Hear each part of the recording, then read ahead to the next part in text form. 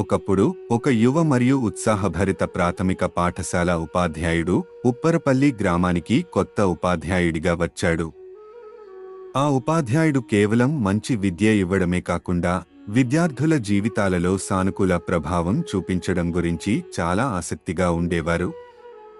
ఆయన క్రీడల ద్వారా విద్యార్థుల ప్రతిభను వెలికితీయవచ్చు అని నమ్మేవారు. ఆ గ్రామంలో క్రీడల గురించి పరిచయం మరియు ఆసక్తి చాలా తక్కువగా ఉండేది మరియు పిల్లలకు ఎలాంటి క్రీడా కార్యకలాపాలలో శిక్షణ అనుభవం ఉండేది కాదు. దీన్ని మార్చడానికి ఉపాధ్యాయుడు ప్రతి సాయంత్రం పాఠశాల ముగిసిన తరువాత విద్యార్థులకు క్రీడా శిక్షణ ఇవ్వాలని నిర్ణయించాడు. ఆయన శారీరకంగా సామర్థ్యం కలిగిన కొందరు సీనియర్ విద్యార్థులను ఎంపిక చేసుకున్నాడు. చురుకుదనం మరియు సహనం కలిగిన ఆ ఉపాధ్యాయుడు విద్యార్థులకు కబడ్డీ, వాలీబాల్ మరియు ఖోఖో వంటి వివిధ క్రీడల్లో శిక్షణ ఇచ్చాడు. ఆయన ప్రతి ఆట యొక్క నియమాలు మరియు వ్యూహాలను నేర్పించేవారు. వారి సమైక్యత, నియమం, కృషి మరియు సహనం విలువలను పెంపొందించారు. ఈ విద్యార్థులు ప్రారంభంలో క్రీడలలో ఎలాంటి అనుభవం లేకపోయినా తమ ఉపాధ్యాయుడి మార్గదర్శకత్వంలో నిరంతరం అభ్యాసం చేశారు. రోజు అభ్యాసం ద్వారా పిల్లలు ఈ ఆటలలో బలమైన ఆసక్తి మరియు నైపుణ్యం కలిగి ఉండేవారు. వారి సమర్పణ భావంతో మంచి ఫలితాలు కనిపించసాగాయి. అంతర్పాఠశాల పోటీలు, తాలూకా స్థాయి పోటీల్లో మంచి ప్రదర్శన చూపించారు. ఉప్పరపల్లి పాఠశాల పిల్లలు చిత్తూరు జిల్లాలోని పోటీలలో పాల్గొని కబడ్డీ మరియు వాలీబాల్ రెండింటిలోనూ మొదటి స్థానాన్ని సాధించారు. ఈ అత్యుత్తమ సాధన వారి పాఠశాలకి అపార ఖ్యాతి తీసుకువచ్చింది. ఉప్పరపల్లి గ్రామంలో ఉపాధ్యాయుడు అందరి గ్రామస్తుల నుండి కూడా గౌరవాన్ని పొందారు. వారి నిబద్ధత మరియు బోధనా నైపుణ్యం సమాజంలో మహత్తర ప్రభావం చూపించింది.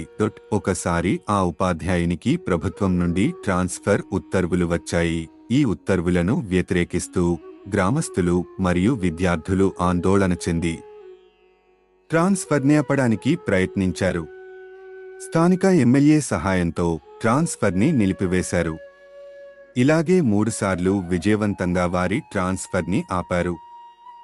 కానీ 4వసారి ట్రాన్స్ఫర్ ప్రయత్న సమయంలో పాత ఎమ్మెల్యే మారిపోయారు. కొత్త ఎమ్మెల్యే ట్రాన్స్ఫర్ ఉత్తర్వులను వ్యతిరేకించలేదు. దాని ఫలితంగా ఉపాధ్యాయుడిని మరొక పాఠశాలకి ట్రాన్స్ఫర్ చేశారు.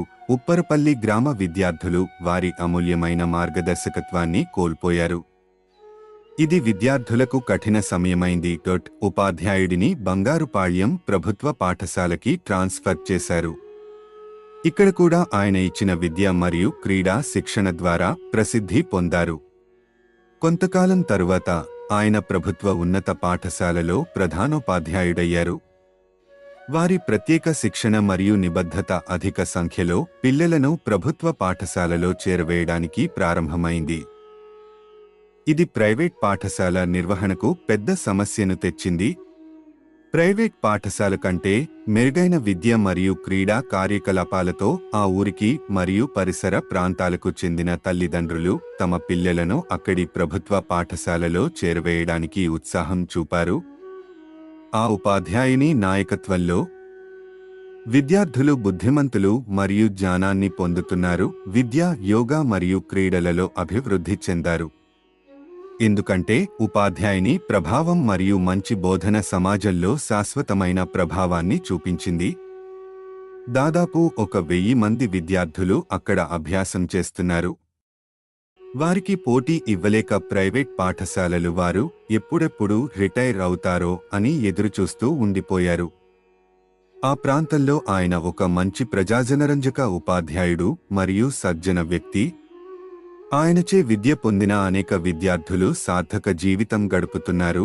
మంచి ఉద్యోగాలు, వృత్తులు మరియు సామాజిక కార్యకలాపాలలో పాల్గొంటున్నారు. కానీ మన ఉపాధ్యాయుడు తన మొత్తం జీవితాన్ని పాఠశాల పిల్లల అభివృద్ధికి అంకితం చేశారు. ఆ ఉపాధ్యాయుడు ఎవరో మీకు తెలుసా? అవును, అది అందరి ప్రియమైన మారేగౌడ సర్. వారి విద్య, బుద్ధి పొందిన మేమంతా మారేగౌడ సార్కు జీవితాంతం చిరుణులు.